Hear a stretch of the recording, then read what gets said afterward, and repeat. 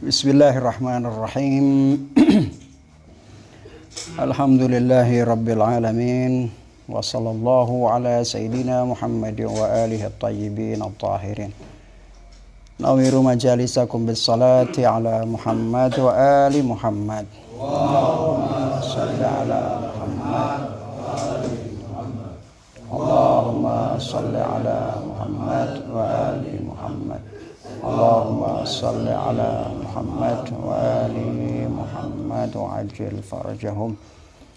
Ikhwani rahimakumullah, kita masih melanjutkan pembahasan kita tentang akal, al-quwwatul al-aqilah. Seperti yang pernah kita sampaikan bahwa para ulama, terutama para ahli tasawuf, mereka membagi dan mendefinisikan akal itu pada 4 pembagian. Yang pertama disebut dengan al-aqlul batini, dan kita sudah jelaskan. Yang kedua adalah al-aqlul zahiri. Kemudian yang ketiga adalah al-aqlut tajribi.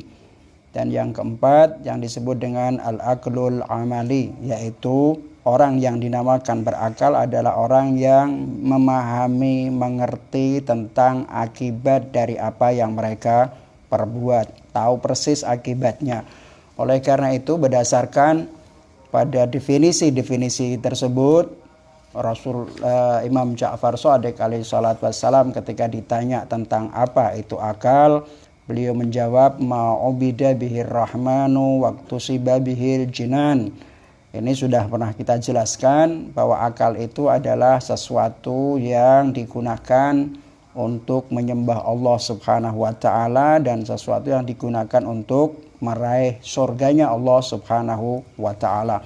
Ini menggambarkan bahwa orang yang menyembah kepada Tuhan dan mencari surga, artinya dia memahami tentang akibat apa yang akan dia lakukan.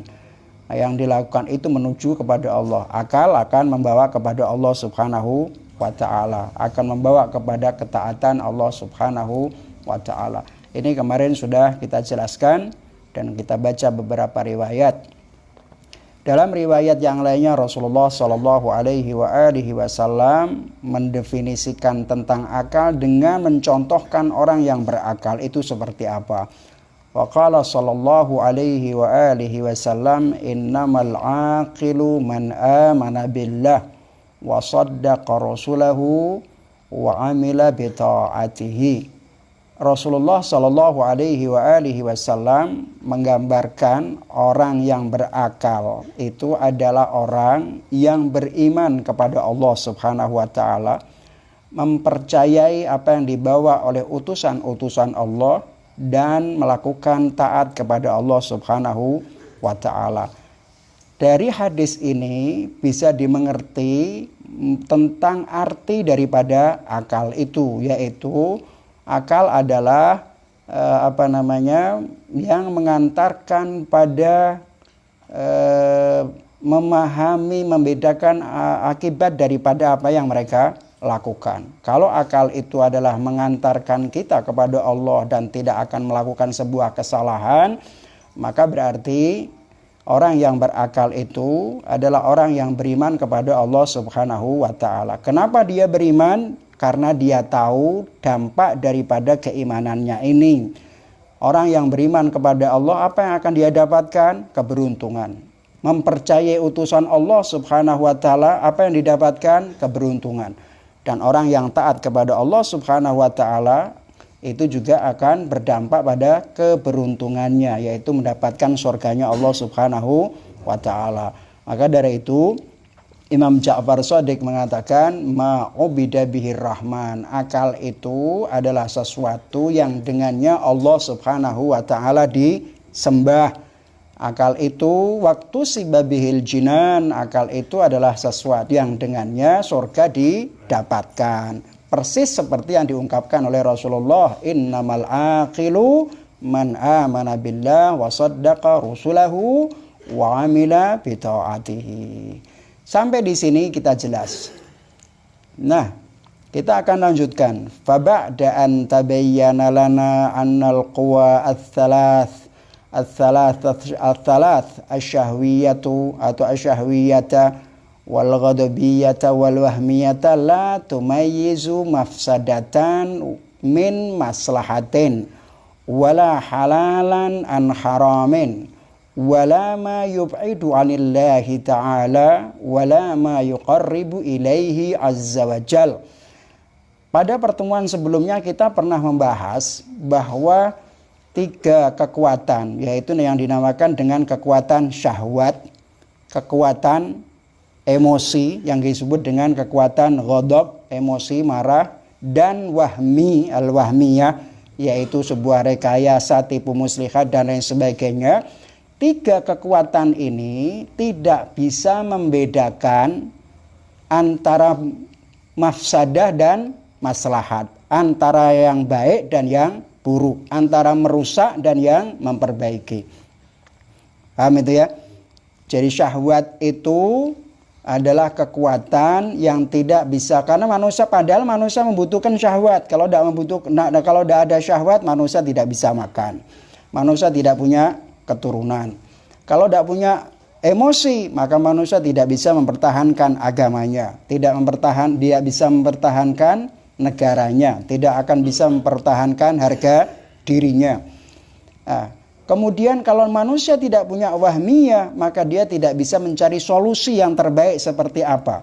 Akan tetapi 3 kekuatan tersebut yang dibutuhkan manusia itu ternyata tidak mampu membedakan mana yang baik dan mana yang buruk, mana maslahat dan mana yang tidak maslahat, mana yang halal dan mana yang haram, mana yang menjauhkan dari Allah dan mana yang mendekatkan diri kepada Allah Subhanahu wa ta'ala. Terus bagaimana manusia supaya selamat dari itu semua? Disebutkan ihtajal insanu ila man yarkanu ilaihi fi tahdidi masirihi fa'aujadallahu ta'ala fihi al-quwwatal aqilah wa awkala ilaiha al-qiyama bihadad dawr al-muhim wal khatir fi masiratil insan nahwal haqqi tabaraka wa ta'ala.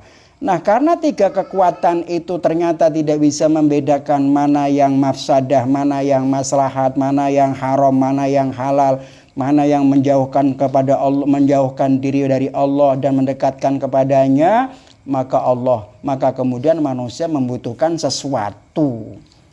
Paham itu ya? Manusia membutuhkan sesuatu yang bisa membatasi perjalanan dan nasib manusia ini. Syahwat ada pada manusia, ghadab ada pada manusia, wahmiyah ada pada manusia. Dan itu bersama dengan manusia sampai kapanpun itu tidak akan bisa hilang. Tapi masing-masing kekuatan itu ternyata tidak mampu melihat mana yang baik, mana yang buruk, mana yang halal, mana yang, sementara Allah menciptakan manusia tujuannya adalah menuju kepada Allah Subhanahu wa ta'ala. Lalu bagaimana untuk bisa menahan ini supaya melurus menuju kepada Allah? Yang syahwat tetap menuju kepada Allah, yang emosi tetap menuju kepada Allah, yang wahmiyahnya juga menuju kepada Allah Subhanahu wa ta'ala. Karena masing-masing 3 ini akan berangkat menuju sesuai dengan kehendaknya. Harus ada sesuatu yang mengarahkan 3 kekuatan ini sehingga dia akan bisa memahami kebenaran, yaitu kepada Allah Subhanahu wa ta'ala. Makanya disebutkan di sini, oleh karena itu maka manusia membutuhkan sesuatu yang bisa membatasi perjalanan manusia.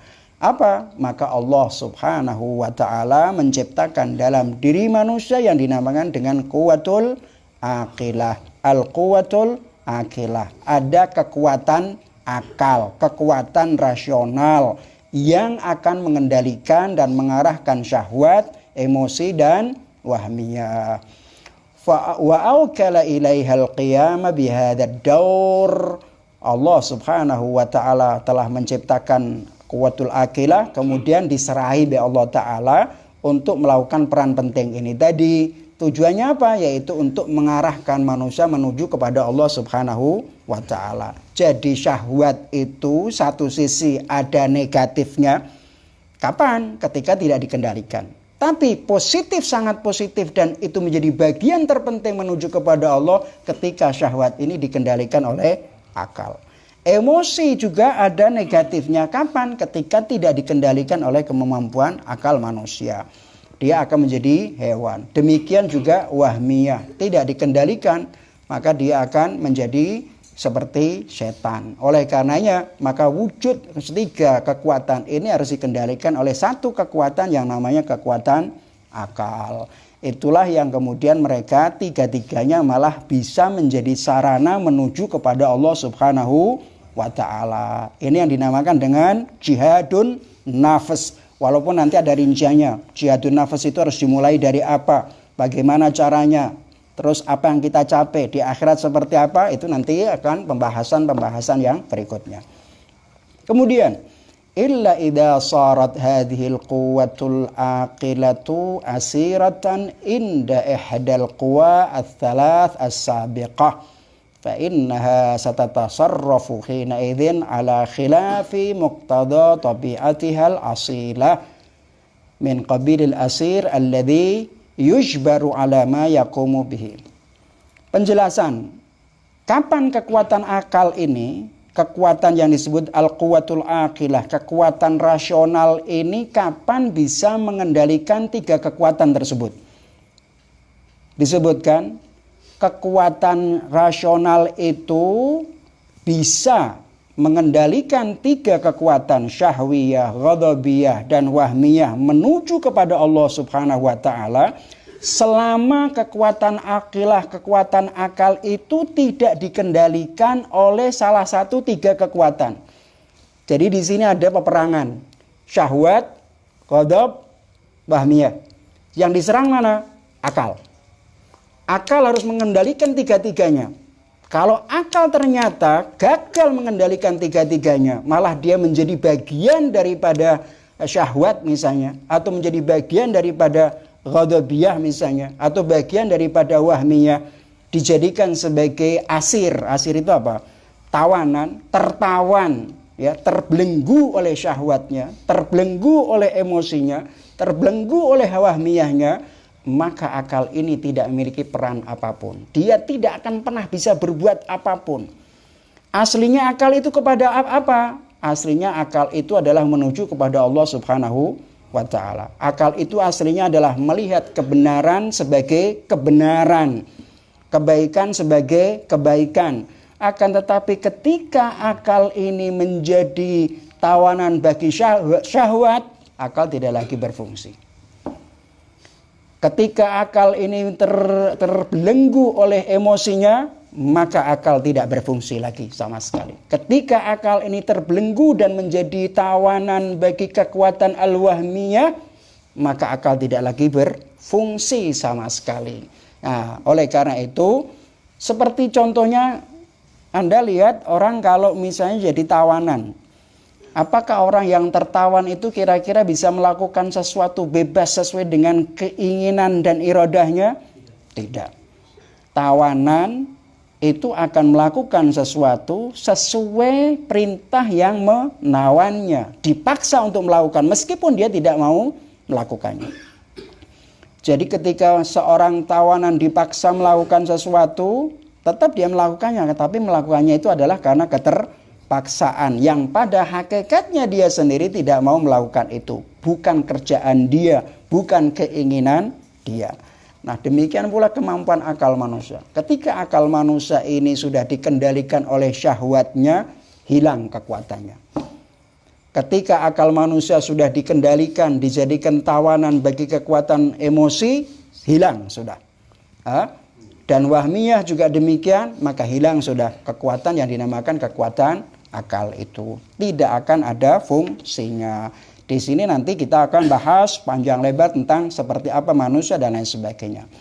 Nah, oleh karena itu di sini kadang-kadang disebutkan ghaira an hadil quwah al-aqilah wa fil a'amil aghlab hinama tajidu nafsaha la tuta' fi mamlakatil badan tuhajiru minhu. Disebutkan kebanyakan seringkali kekuatan rasional itu ketika dia tidak lagi ditaati di dalam diri manusia, Karena dalam diri manusia kan ada berapa tadi? 4 kekuatan. Ya, 4 kekuatan. Semuanya berperang, saling ingin mengendalikan. Syahwatnya ingin mengendalikan akalnya, demikian juga dan seterusnya. Nah, ketika akal ini menemukan dirinya sudah di dalam kerajaan tubuh manusia, tidak lagi ditaati, maka dia kemudian tidak memiliki kemampuan apapun. Saat itu manusia berubah. Manusia menjadi berubah. Emosinya, syahwatnya hanya syahwat saja yang dikejar. Kemudian kalau sudah emosi lebih besar, lebih berat, lebih berbahaya daripada binatang buas. Lebih beras daripada binatang buas. Karena syahwiyah disebut al-bahaim, hewan. Kemudian al-ghadabiyah juga disebut sebagai as-sabuiyah, yaitu kekejaman atau binatang buas, kebuasan. Wal wahmiyah adalah asyaitoniyah, tipu daya muslihat dan lain sebagainya. Nah, disinilah karena ketika dia tidak lagi ditaati dan akal manusia itu sudah menjadi tawanan bagi kekuatan 3 tersebut, maka manusia sudah tidak lagi punya kemampuan untuk menuju kepada Allah Subhanahu wa taala. Walidzalika fahiya tuhrik. Kemudian kerajaan itu atau semua kekuatan itu akan merusak semua yang ada di dalam diri manusia. Dia tidak punya malu, tidak ada rasa takut pada Allah Subhanahu wa taala dan tidak punya malu. Makanya di dalam hadis disebutkan idza lam tastahi fasna ma syi'. Kalau kau sudah tidak punya malu, berbuatlah sesukamu. Jadi malu itu ada 2 jenis. Malu yang terpuji dan malu yang tidak terpuji. Malu yang terpuji adalah malu bermaksiat kepada Allah. Malu berbuat bohong, malu berbuat kekejaman, malu berbuat dolim. Ini adalah malu yang dinamakan malu terpuji, malu yang baik. Malu yang tidak terpuji adalah malu berbuat baik, malu sholat malam, malu membaca Al-Quran, malu berzikir, malu berbuat kebaikan, membantu orang, malu. Ini namanya malu yang tidak terpuji. Nah, ketika seseorang ini sudah tidak malu, sudah tidak ada rasa malu di hadapan Allah, maka berarti lakukanlah apa yang kau inginkan. Bebas Anda. Karena Anda sudah merasa tidak lagi dipantau oleh Allah Subhanahu wa ta'ala. Persis seperti ungkapan Sayyidah Zainab kepada Yazid bin Muawiyah. Ketika di hadapan Yazid bin Muawiyah, Sayyidah Zainab mengatakan, kalau kau sudah tidak punya malu, rasa malu, kau tidak merasa punya agama, ya sudah, lakukanlah apa yang kau ingin lakukan. Illam takun fika dinun atau apa dalam riwayatnya, kalau kau sudah tidak punya agama, tidak punya akal, tidak punya rasa malu, lakukan apa yang kau lakukan. Oleh karena itu mereka membunuh para wali Allah dianggap sebagai upaya mendekatkan diri kepada Allah Subhanahu wa ta'ala. Orang yang membunuh Imam Ali dipuji, dianggap pembunuhan terhadap Imam Ali itu adalah untuk menuju kepada Allah Subhanahu wa ta'ala. Ya darbatan min taqiyyin, dipuji. Orang yang membunuh Imam Ali kan yang disebutkan wahai pukulan yang keluar dari ketakwaan Allah Subhanahu wa ta'ala. Dia tidak menginginkan sesuatu illa ridwana, karena ia ingin mengharapkan ridha Allah Subhanahu wa ta'ala. Ini orang yang akalnya hilang. Orang yang nafsunya mengendalikan akalnya, syahwatnya mengendalikan akalnya, emosinya mengendalikan akalnya, wahmiyahnya mengendalikan akalnya, hingga dia tidak lagi punya rasa malu. Ad-din huwal aql. Agama itu ya akal. Makanya Sayyidah Zainab mengatakan illam takun laka dinun fasna ma syi'. Kalau kau sudah tidak punya agama, artinya sudah tidak ada akalmu yang waras, akalmu sudah dikendalikan nafsu, ya silahkan berbuatlah engkau sesukamu. Ini makna daripada jihadul nafas atau jihadul akbar. Idza lam tastahi fasna ma syi'. Kalau kau sudah tidak punya rasa malu, ya selesai. Yang membuat malu ini apa? Yang membuat malu itu dikarenakan kita tahu kalau perbuatan ini akan berdampak seperti ini. Itu berarti definisi akal yang nomor 4. Kita kan kemarin sudah mendefinisikan 4 kan? yaitu an ya'rifa awaqibal umur. Ketika dia malu karena dia ketika saya berbuat ini dampaknya semacam ini, saya malu kalau saya lakukan, berarti dia telah berakal. Karena dia berakal maka dia beragama. Mafhum sampai di sini ya? Saya kira tidak ada yang sulit ya. Baik. Kita lanjutkan.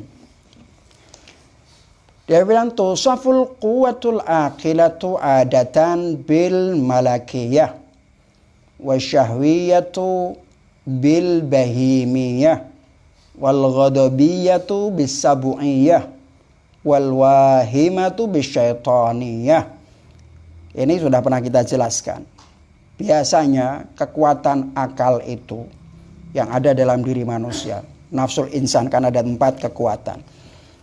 Al-quwatul aqilah, kekuatan rasional itu kadang juga disebut dengan al-malakiyah, malaikat. Kita ingat bahwa Allah Subhanahu wa taala menciptakan wujud yang kadangkala dikasih akal saja, dan yang kedua dikasih syahwat dan emosi saja, kemudian syahwat, dan yang ketiga adalah dikasih akal, syahwat, emosi dan wahmiyah. 4 ini ada pada diri manusia. Yang 1 akal saja hanya ada pada malaikat. Makanya kemudian kekuatan akal disebut sebagai bil malakiyah, kekuatan malaikat. Sementara hewan itu hanya syahwat, ghadab dan wahmi, atau wahmilah ya kira-kira. Maka ini apa yang ada? Hanya ada pada hewan saja. Hewan tidak dikasih akal. Makanya disebut asyahwah bil bahimiyah, hewani. Orang yang sudah mikirkan perutnya saja sendiri, kesenangannya dia sendiri, kepuasannya dia sendiri, itu hewan sudah. Itu. Wal ghadabiyah bis sabu'iyah. Ghadabiyah dengan disebut istilah sabu'i. As-sabu' itu artinya adalah buas. Buas. Anda bisa bayangkan kalau sudah ghadabiyah, akalnya sudah ada, yang ada cuman syahwatnya hewan dan emosinya binatang buas, manusia. Kemudian wahimah yang disebut dengan asyaitaniyah, 3-tiganya bergabung dalam diri manusia, maka manusia itu jauh lebih hebat, lebih rendah daripada hewan. Kenapa? Karena ada syahwat, kemudian ada emosi, kemudian ada kayak setan. Setan pun bahkan belajar dari manusia yang seperti ini. Ini hebatnya manusia. Nah, ghaira anna hadza la ya'ni anna hadhihi sifat hiya sifatun daimiyatun laha bihaitsu la tanfakku anha. Ketika kita mengatakan al-quwwatul aqilah disebut sebagai kekuatan malaikat, syahwat disebut sebagai hewan, emosi disebut sebagai buas, kebuasan binatang buas, wahimah disebut sebagai syaitan. Ini sifat tidak berarti sifat yang bersifat abadi. Sifat-sifat ini bisa saja berubah. Nah, kapan berubahnya? Ya. Jadi kalau ada sifat-sifat yang semacam itu pada manusia, itu bisa jadi berubah. Misalnya kekuatan akilah yang kita sebut sebagai kekuatan malaikat bisa jadi berubah. Kekuatan syahwat yang kita sebut sebagai binatang hewan atau kekuatan hewan, sifat hewan bisa jadi berubah. Jadi bukan sebagai sifat yang tidak bisa dirubah. Paham itu? Kalau tidak bisa dirubah maka tidak ada yang namanya jihadul nafas, tidak ada yang namanya jihadul akbar. Karena bisa dirubah maka perlu ada jihad. Dan caranya bagaimana? Ya dengan jihadun nafas itu tadi. Ghadab yang disebut dengan al-sabu'iyah, kebuasan, sifat buas itu juga tidak selamanya bisa dirubah ghadabiyah ini. Kemudian wahimah ini juga bisa dirubah, tidak lagi menjadi syaitan. Penjelasannya lebih jelas. Bayanu dzalika annal mawjudat kama sabaqa an asyarna ila dzalik. Sebelumnya kita pernah mengatakan bahwa mawjudat, Allah menciptakan mawjudat itu ala aqsam, ada beberapa bagian. Ihtassa qismun minha bil quwwatil bahimiyah. Ada makhluk yang memang Allah berikan namanya kekuatan bahimiyah, kekuatan syahwiyah. Apa itu? Hewan kan? Hewan adalah diberi kekuatan namanya syahwat atau bahimiyah. Apa yang dipikirkan oleh hewan itu? Fala hammalahu illal ma'kali wal masyrab. Yang dipikirkan kewan, yang ada dalam benaknya kewan itu tidak lain adalah makanan dan minuman. Mangan, wareg, ngombe, puas, tidur. Bangun pagi, mangan, wareg, jima, di anak, wes terus kayak gitu. Itulah kewan. Itu kewan. Nah, oleh karena itu di dalam hadis Rasulullah mengatakan apa? Man kanat hammatuhu ma yadkhulu batnah kanat qimatuhu ma yahruju minha. Manusia, orang yang hanya pikirannya, otaknya, bayangannya yang dia hayalkan itu hanya apa yang bisa dimasukkan ke dalam perut, apa yang dimakan saja. Artinya dia hanya berpikir tentang perut saja, syahwat saja. Dia bilang kanat qimatuhu ma yahruju minha. Maka nilai orang itu tidak lebih seperti yang keluar dari tubuhnya. Apa yang keluar dari tubuh? Kotoran, harok. Makan. Sing keluar apa? Harok. Nilaimu yaitu. Karena yang kau pikirkan cuma itu. Berapa banyak manusia yang berpikir hanya itu saja. Yang penting makan. Sudah. Makan, wareg, minum. Sudah makan, wareg, minum, dan sebagainya. Hewan. Al-Imam Ali bin Abi Thalib dalam sebuah hadis, beliau mengatakan, "Fama khuliqtu liyushghilani aklu tayyibat kal bahimati." Kata beliau, "Al-mabtunati hammuha alafuha."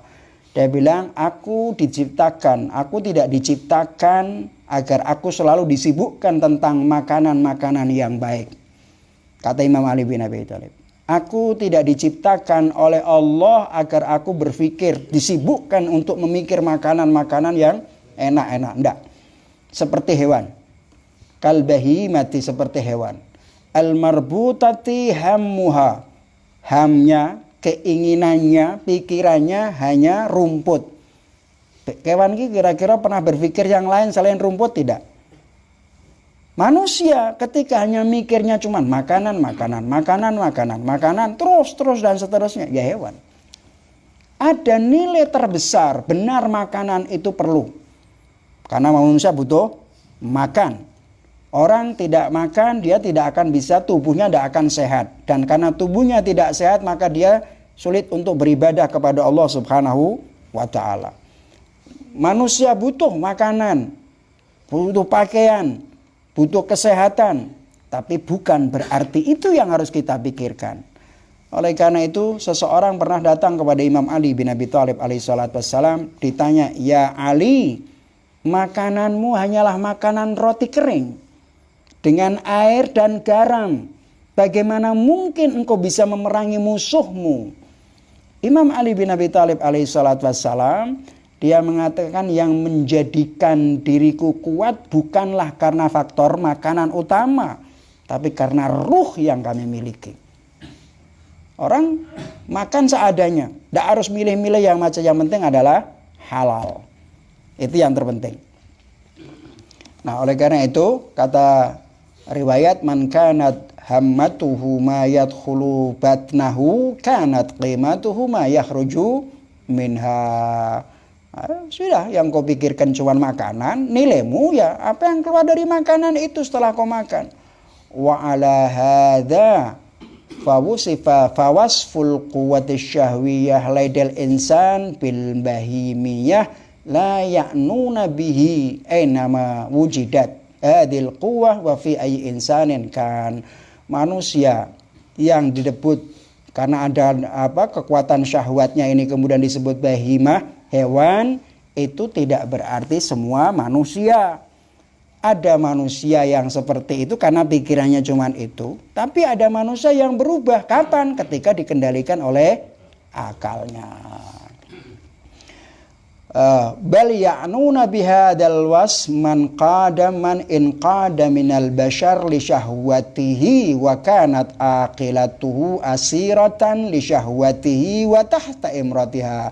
Dijelaskan di sini manusia yang disebut hewan dengan kekuatan syahwatnya itu adalah ketika manusia akalnya menjadi tawanan bagi kekuatan syahwat dan berada di dalam kekuasaannya. Jadi adanya akal sama tidak sama saja. Kenapa? Karena dikendalikan oleh syahwatnya. Fa innahu yantahi fil wujud ila martabati hadzal qism. Ketika akalnya sudah dikendalikan oleh syahwatnya, oleh nafsunya, maka manusia pada akhirnya dia mencapai pada puncak hewan tersebut. Wahia martabatul bahaim allati tasudu fiha quwwatus syahwah bal huwa adallu sabila, yaitu manusia mencapai pada peringkatan rendah, paling rendah seperti hewan dikarenakan syahwatnya telah mengendalikan dirinya. Kata Allah, inhum illa kal an'am bal hum adallu sabila. Mereka tidak lain adalah seperti hewan piaraan. Piaraan itu apa yang dipikirkan? Makanan. Nek makan binatang mending makan, kasih air, gemuk, sembelih. Bermanfaat untuk penggembalanya. Bermanfaat untuk orang-orang yang menginginkan. Tapi manusia digemukno, dikasih makan, digemukno kayak minum terus apa? Dagingnya ra enak, disembelih ra enak. Kalau binatang jauh lebih bermanfaat, tapi kalau manusia lebih rendah dari binatang. Dagingnya tidak dimakan, paling-paling yang makan dagingnya manusia adalah apa? Ulat. Nah, itu manusia. Lebih rendah daripada hewan. Amma law kanat quwwatuhu asyahwiyatu tahta imratil quwwatil aqilati fa innaha sawfa taquduhu ila martabatil qurbil ilahi wa sawfa tatahawwalu ila quwwatin ilahiyatin wa babin minal abwab ilal jannah. Itu tadi, kalau syahwatnya, akalnya sudah dikendalikan oleh syahwat, maka dia lebih rendah daripada hewan. Tapi sebaliknya, apabila kekuatan akalnya mengendalikan syahwatnya, menguasai syahwatnya atau menguasai emosinya, menguasai wahmiyahnya, maka berarti kekuatan syahwat ini akan dibawa menuju pada kedekatan kepada Allah Subhanahu wa taala. Sudah bukan lagi binatang saat itu. Jadi sekarang coba kita lihat, kira-kira kita ini masih binatang apa sudah menuju kepada al-qurbul ilahi? Kira-kira sekarang syahwat kita ini sudah kita kendalikan, keinginan kita, syahwat kita ini itu kemaluan kita sudah kita kendalikan atau telah kita biarkan begitu saja yang penting puas? Sekadar kita mengendalikan nafsu kita, sekedar itulah kedekatan kita kepada Allah Subhanahu wa taala. Makanya manusia bertahapan, bertingkatan-tingkatan. Hatta jihadul akbar juga tidak semua manusia dalam satu tingkatan. Ada tingkatan-tingkatan yang tergantung bagaimana dia mampu mengendalikan, sebatas apa. Disebutkan fa inna saufa taquduhu ila martabatil qurbil ilahi. Syahwat itu dikendalikan oleh akal, maka syahwat akan dijadikan, manusia akan mencapai pada tingkatan kedekat kepada Allah Subhanahu wa taala. Dan syahwat itu sendiri akan diubah oleh akal menjadi kekuatan ilahiyah dan pintu daripada pintu menuju surga. Jima, manusia perlu jima, hubungan seksualitas itu adalah faktor utama fitrah manusia, ghorizah manusia dan fitrah manusia. Dia harus disampaikan, harus tersampai, harus ada pelampiasannya. Tapi pelampiasannya bagaimana? Ada aturannya Allah Subhanahu wa ta'ala. Apakah sekedar aturan itu saja kita pakai? Kadang-kadang jima pun bisa dijadikan sebagai alat untuk menuju kepada Allah Subhanahu wa ta'ala. Makanya manten anyar, manten baru itu kita disunahkan untuk memegang kepalanya dan didoakan, ya Allah sebagaimana engkau halalkan dia, maka halalkanlah faridnya untuk kita, untuk aku, dan keluarkanlah anak darinya sebagai anak yang taat kepadamu. Di antaranya semacam itu. Sebelum berhubungan misalnya kita diperintahkan untuk wudhu dulu, sholat 2 rakaat dan lain sebagainya. Tujuannya apa? Tujuannya agar terlahirlah anak yang diridhoi oleh Allah Subhanahu wa ta'ala. Berarti pelampiasan syahwat pun bisa dijadikan sarana untuk menuju kepada Allah Subhanahu wa ta'ala. Bukan hanya sekedar pelampiasan nafsu. Paham itu ya? Sama seperti nikah. Nikah itu bukan bagian daripada ibadah. Dalam fikih, nikah, akad nikah itu termasuk kategori babul muamalah. Karena transaksi. Akad nikah itu kan transaksi. Ya? Karena dia bertransaksi, misalnya iki petak KW ini dengan mahar sekian, aku terima. Itu namanya transaksi. Nah, transaksi yang semacam itu, muamalah yang semacam itu bisa menjadi ibadah kepada Allah ketika niatnya itu adalah untuk menuju kepada Allah Subhanahu wa ta'ala. Bukan hanya sekedar untuk melampiaskan seksualitas. Walaupun dia tidak niat ibadah, tapi tetap sah. Walaupun tidak niat ibadah tetap sah. Tapi akan lebih bernilai sebuah perbuatan tersebut ketika diniatkan untuk ibadah kepada Allah Subhanahu wa ta'ala. Sehingga langkah pertamanya dilakukan dengan cara yang baik, dalam berhubungan juga dengan baik, dan seterusnya menuju kepada Allah Subhanahu wa ta'ala. Itulah namanya orang yang berakal, orang yang telah mengendalikan semua nafsunya dengan kekuatan akal. Wa hakadha fil quwwatil ghadabiyah fa inna as-siba' tasudu fiha al-quwwatal ghadabiyah. Demikian pula tentang kekuatan emosi. Siba itu atau asabu'u tadi, kekuatan apa namanya? Sering lupa apa namanya. Kebuasan itu akan mendorong kekuatan apa namanya? Ghadab. Jadi apa namanya? Kebuasan itu didorong oleh kekuatan emosi. Orang membunuh orang dengan kejam, membunuh, memutilasi orang, apa yang mendorong itu? Itu adalah kekuatan ghadabiyah yang tidak dikendalikan oleh akal, sehingga dia melakukan tindakan-tindakan itu kejam, buas. Bayangkan orang memutilasi orang, itu apa yang memotivasi itu? Hindun, ibunya Muawiyah, membunuh Sayyidina Hamzah.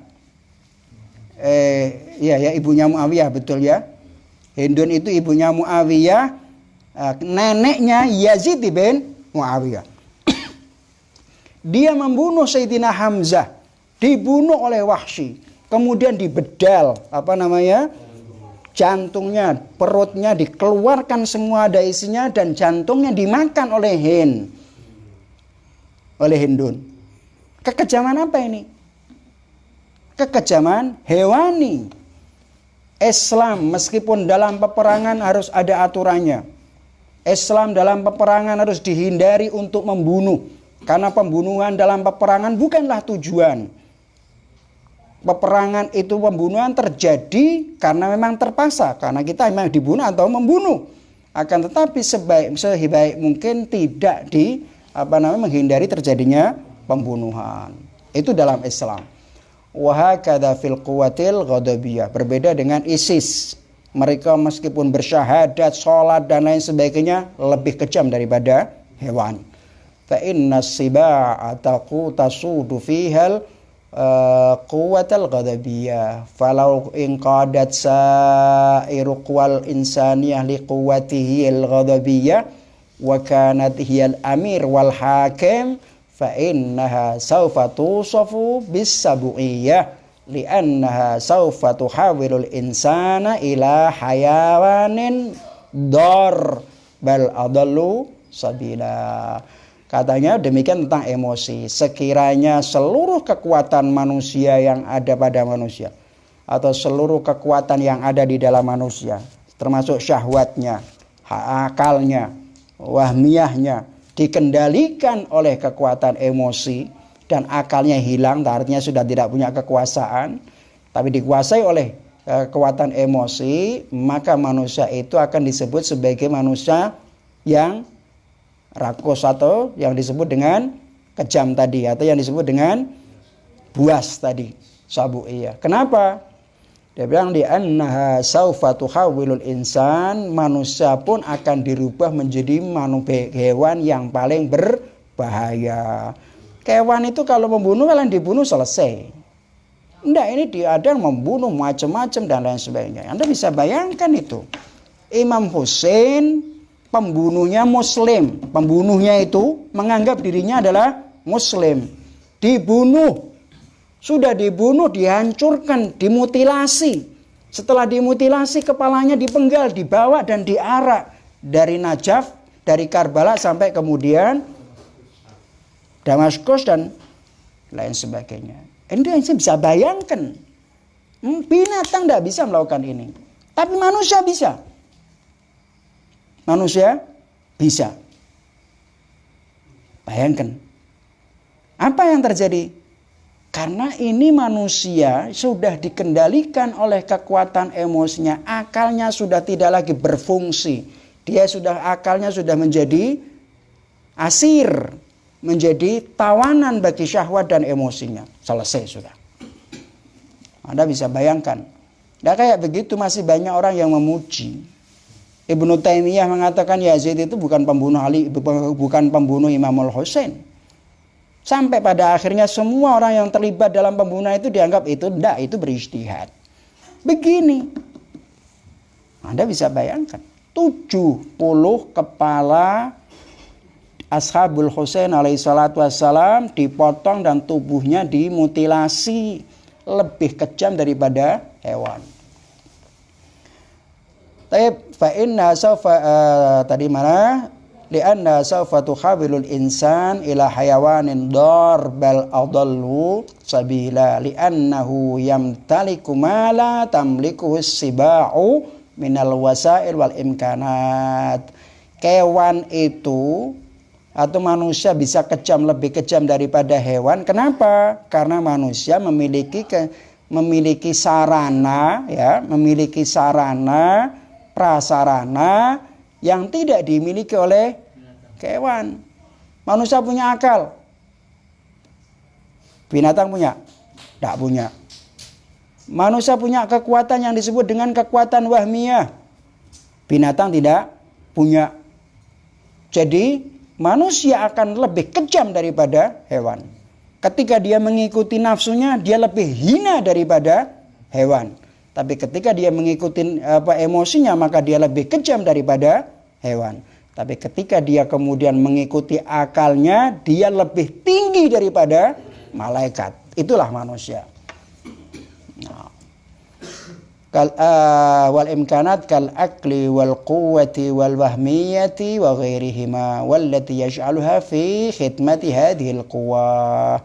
Bayangkan kekuatan akal, kekuatan wahmiyah, kekuatan yang lainnya semuanya dijadikan budak kekuatan emosi atau kekuatan syahwat. Kekuatan syahwat dia lebih rendah dari hewan, kekuatan emosi dia lebih kejam daripada hewan. Wa hunaka qismun akhar minal mawjudat. Ini kita jelaskan lagi. Di sana ada kelompok makhluk lain. Tasudu fihal khayli atau al-khilat wa talbis wa ijadil wasail wa turuq li tahqiqil aghrad al-munharifah. Jadi ada makhluk yang Allah Subhanahu wa taala ciptakan, tapi di dalam dirinya itu ada kekuatan yang namanya kekuatan untuk merekayasa, tipu daya, muslihat dan lain sebagainya. Mencari solusi tapi dengan cara untuk mencapai tujuan tertentu dengan cara-cara yang tidak halal. Artinya tidak tahu halal atau haram, yang penting itu. Itulah yang disebut dalam istilah al-ghayah tubarrirul wasilah. Orang mencapai satu tujuan kemudian menghalalkan segala cara, ini namanya. Itu siapa? Ya setan itu. Wa ya ma'abbira anha ma'abbara anhul Qur'an hal Qur'anul Karim bisyayatin. Orang yang menipu, orang yang suka cari alasan macam-macam, ya. tipu muslihat dan lain sebagainya, menurut Al-Quran disebut syaitan. Karena tadi kemarin kita pernah membahas tentang Imam Ja'far ditanya apa yang ada pada Muawiyah. Muawiyah disebut an-nakra asyaitaniyah karena dia mencoba untuk mencari solusi tanpa membedakan halal dan haram, boleh dan tidak boleh. Yang penting tujuanku tercapai. Nah, ini yang istilah al-ghayah tubarirul wasilah. Ini ada sebagian manusia begitu, terutama bagi para politisi. Para politisi yang orientasinya hanya kekuasaan sebagai tujuan, bukan kekuasaan sebagai sarana dan alat. Mereka akan menggunakan segala cara, yang penting dengan menipu orang, dengan menyebarkan hoax, berita bohong, membunuh karakter, yang terpenting dia akan tercapai tujuannya. Itu disebut apa? Syaitan.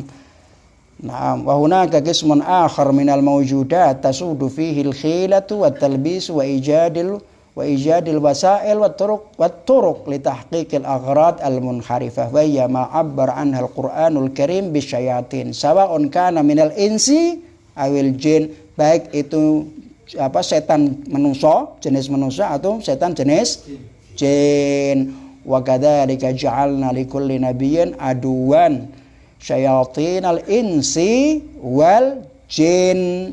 Nah, manusia itu juga begitu, karakternya begitu, tipu muslihat ini dan lain sebagainya, dengan berbagai cara.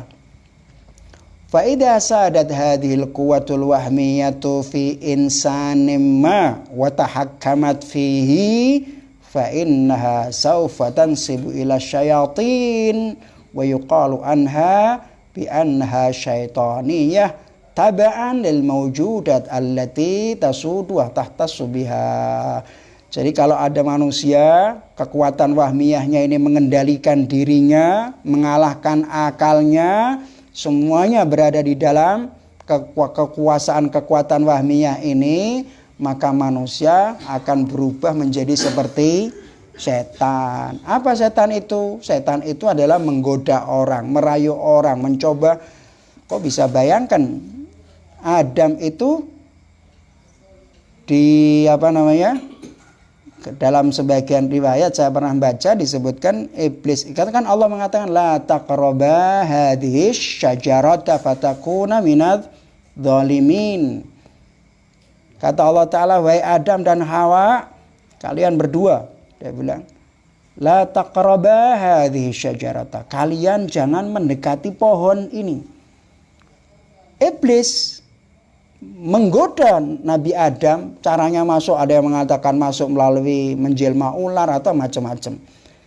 Terus si iblis ini menipu sama si Nabi Adam. Dia bilang, ya Adam, Allah Ta'ala itu melarang kamu la taqraba, jangan mendekati, bukan makan.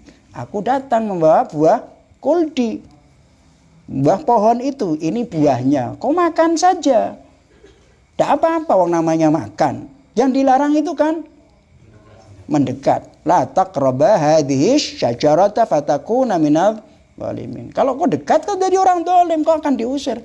Tapi kan kalau dekat, ini ndak, wes makanan saja. Disitulah dalam Al-Quran diceritakan apa ini sampai kemudian dimakan. Kemudian dikeluarkanlah oleh Allah Subhanahu wa taala dari surga. Yang menyebut, yang mengatakan jangan yang dilarang itu mendekat, bukan makan.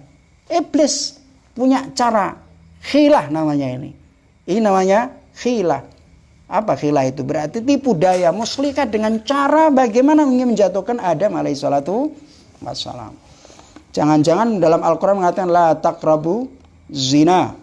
Janganlah kalian mendekati zina.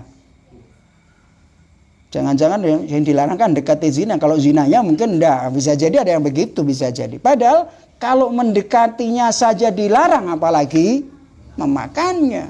Mendekati zina saja dilarang, apalagi berzinanya, kan begitu mestinya. Tapi iblis tetap iblis. Manusia yang melakukan semacam ini, tipu daya semacam ini adalah iblis, gitu loh, syaitan. Nah, Dia bilang fa idza sadat hadhihi al-quwwatul wahmiyatu fi insanin ma wa tahakkamat fihi. Ketika kekuatan wahmiyah ini mengendalikan manusia, fa inna sawfatan sibila syaitan, maka dia dinisbahkan kepada syaitan dan orang itu yuqalu anha bi anna syaitaniyah, maka dia disebut sebagai syaitan karena mengikuti karakter yang memang khusus ada pada syaitan. Wa yatahawwalu insan khina dzaka ila syaitanin insi wal iyadu billah. Saat itu manusia berubah menjadi syaitan manusia. Min syayatinil jinni qul a'udzu birabbin nas malikin nas ilahin nas. Ya kan? Terakhir kemudian waswasul khannas minal jinnati wan nas. Jadi ternyata luar biasa manusia ini. Itu loh. Ada manusia jadi hewan, ada yang lebih rendah dari hewan, ada yang lebih kejam dari hewan, ada yang lebih cerdik dari setan. Itu manusia. Wa hunaka qismun rabi', ini yang keempat, minal mawjudat wa hiyal malaikah allati tahtassu biquwwatil aqli allati tad'u ila alamil qudsi wat taharah wal malakuti wa alamil qurbil ilahi walidzalika tusafu bi annaha malakiyah. Ada jenis maujud yang keempat, yaitu sudah ini hanya sekedar penjelasan saja karena sebelumnya sudah pernah kita jelaskan. Yang keempat adalah yaitu yang dinamakan dengan malaikat. Kenapa disebut malaikat? Karena memang kekuatan akal itu ada pada dirinya dan tidak ada kekuatan selain akal. Yang akal itu fungsinya apa? Tad'u ila alamil quds. Yang akal itu fungsinya adalah menuju kepada alam kesucian, malakut, alam malakuti, wa alamul qurbil ilahi, dan alam kedekatan kepada Allah Subhanahu wa ta'ala. Makanya akal disebut dengan kekuatan malakiyah. Akal itu disebut kekuatan malakiyah. Nah, maka definisinya akal itu kemudian ada yang mengatakan faka'annahu nurun, seperti sebelumnya kita jelaskan, nurun yaqdhifuhullah. Sepertinya akal itu adalah cahaya. Imam Ghazali ketika ada membicarakan tentang akal dan lain sebagainya itu lebih rinci. Anda bisa membaca merujuk kepada Ihya Ulumuddin di bab itu. Insya Allah Anda akan temukan lebih lengkap. Taib, walakin laisa kullu aqlin fahuwa malaki. Ini perlu digarisbawahi. Walakin laisa kullu aqlin fahuwa malakiyin atau malakiyun. Faqad yakunul aqlu fi khidmatil wahmi aw khidmatil quwwatil ghadabiyyah aw syahwiyah. Fama na'nihi bil quwwatil aqliyatil malakiyah hiyal quwwatud da'iyah ila alamil qud. Dia bilang yang disebut kuwatul akal sebagai kekuatan malaikat itu kapan? Dia katakan bahwa tidak semua akal itu adalah bersifat malaikat. Paham ya? Kapan itu? Bisa jadi akal itu dia berada dalam kendalinya waham. Bisa jadi akal itu berada pada posisi membantu kekuatan emosi atau kekuatan syahwat. Saat itu sudah tidak lagi disebut sebagai kuwatul malakiyah. Paham ya? Karena dia sudah tidak berfungsi, gitu loh. Yang berfungsi apa? Syahwatnya. Yang berfungsi apanya? Ghadabiyahnya. Yang berfungsi apanya? Wahmiyahnya. Akalnya tidak. Manusia punya akal, tapi sudah bukan lagi kekuatan malakiyah. Sudah berubah menjadi syahwatiyah, ghadabiyah, hewa, dan lain sebagainya. Famana anhi bil quwwatil aqliyah al malakiyah. Yang kami maksudkan kekuatan akliyah yang disebut malakiyah itu adalah quwwatud da'iyah, kekuatan yang membawa orang, mendorong orang ke dalam alam kesucian. Yang membawa manusia kepada alamul malakut tanpa itu dan selainnya. Itu saja. Jadi bisa jadi orang cerdas tapi dia dikendalikan oleh wahmiyahnya tadi. Ini bagian dari apa yang sudah kita jelaskan. Nah, kekuatan malaikat tadi saya ingin menyinggung. Waktunya sudah selesai ya. Saya ingin menyinggung tentang kekuatan malaikat itu tadi. Malaikat itu disebutkan bahwa al-quwatul aqliyah adalah kekuatan yang mengarah pada atau mengajak kepada alamul quds wa taharah. Makanya ketika Allah Ta'ala mengatakan kepada malaikat, ya malaikati inni ja'ilun fil ardi khalifah, wahai malaikatku, aku akan membuat di bumi ini seorang khalifah. Kemudian malaikat protes kan, atash'alu fiha man yufsidu fiha wa yufsikud dima wa nuqaddisu laka wa nusabbihu bihamdik. Ya Allah, apakah engkau akan membuat khalifah di muka bumi orang yang suka, manusia makhluk yang suka membuat kerusakan. Kerusakan di sini apa? Hayawan. Kemudian itu sidul ardi batus sidu fiha wa tasfikud dima, mengalirkan darah, berarti al-ghadabiyah, perang, terus perang-perangan dan lain sebagainya, merusak ini hewan, kemudian dia melakukan peperangan dan lain sebagainya. Apa jawaban Allah Subhanahu wa taala? Malaikat mengatakan, sementara kami ini adalah makhluk yang kau ciptakan selalu bertakdis kepadamu dan bertasbih kepadamu. Tujuan Allah menciptakan manusia kan ke arah sini, takdis, kesucian menuju kedekatan Allah Subhanahu wa taala seperti malaikat. Apa kata Allah? Inni a'lamu ma la ta'lamun. Aku tahu sesuatu yang tidak engkau ketahui, wahai malaikat. Ternyata manusia ada sebuah rahasia yang sangat luar biasa. Nanti di dalam bab yang ditulis Imam Khomeini tentang jihadun nafas itu, dia menyebutkan innal insan ujubatun. Kalimatnya begitu. Manusia itu adalah makhluk yang aneh, ajib, penuh rahasia dan keanehan. Wallahu a'lam bishawab. Walhamdulillahi rabbil alamin wa sallallahu ala Muhammad wa alihi tahirin.